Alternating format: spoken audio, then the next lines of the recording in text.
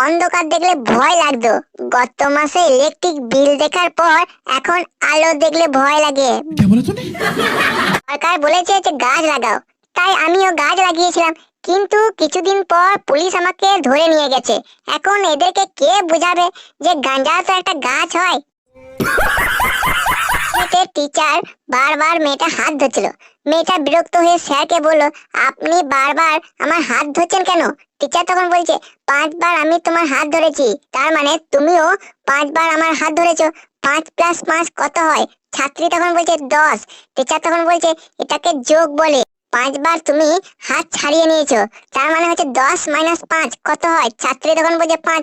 Teacher বলছে, এটাকে বিয়োগ বলে। 5বার তুমি বিরক্ত হয়েছো, তার মানে হচ্ছে 5 × 5 কত হয়? ছাত্রী তখন বলছে 25।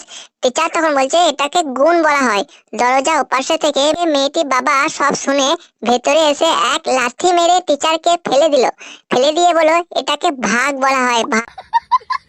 আদালতের বিচারক এক বয়স্ক মানুষকে বলছে যে এই বয়সে এসেও আপনি মেয়েদের বিরক্ত করেন, এ তো ক্ষমার অযোগ্য অপরাধ। স্যার, আমার কথাটা একটুকু শুনুন। বিচারক তো বলছে, কিছুই শোনার নেই, আপনি 20-22 বছর যুবক নন যে আপনার অপরাধ লঘু করে দেখা হবে।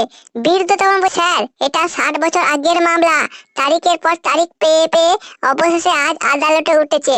যাকে বিরক্ত করছিলাম দেখুন তিনি নাতি নাতনি নিয়ে ওখানে বসে আছেন। দেখো কি কাণ্ড। যদি ভালো লাগে অবশ্যই লাইক কমেন্ট ও শেয়ার করে দিয়ে যাবেন, এবং যারা নতুন দেখছেন বলে তারা অবশ্যই চ্যানেলটিকে সাবস্ক্রাইব করে দিয়ে যাবেন।